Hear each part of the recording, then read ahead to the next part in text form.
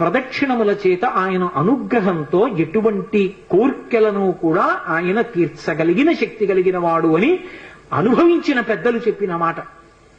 అలాగే అకస్మాత్తుగా విపరీతమైనటువంటి రోగం ఏదైనా శరీరానికి ఏర్పడి భయం కలిగితే హనుమానం జనాసు నోవాయుపుత్రో మహాబల అకస్మాతా గతోత్పాతం నాశయాసు నమోస్తుతే ఆ శ్లోకం చెప్పాలి.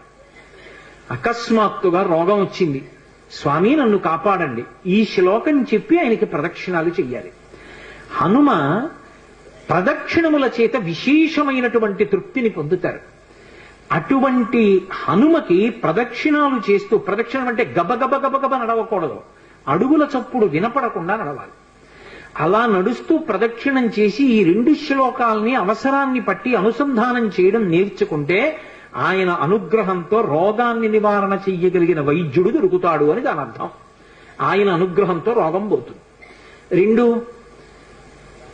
ఆయన అనుగ్రహంతో ఎటువంటివైనా, అంటే నా ఉద్దేశం గొంతెమ్మ కోరికలు అని కాదు, నేను అమెరికా అధ్యక్షుడిని అయిపోవాలి అన్న కోరిక కాదు. ధార్మికమైన కోరికలు ఏవి ఉంటాయో వాటిని హనుమ తప్పకుండా అనుగ్రహించి తీరుతారు. అది పెద్దలు చెప్పిన మాట, నేను చెప్తున్న మాట కాదు. అందుకే అంతటి మహానుభావుడైన అటువంటి హనుమ చాలా తొందరగా ప్రీతి పొందేది దేనికి అంటే రామనామం చెప్పడం చేత. మీరు రోజు రామనామం వ్రాయడం అలవాటు చేసుకున్న, రామనామాన్ని కీర్తించిన, రామనామం పలికిన పరమ ప్రసన్నుడైపోతారు.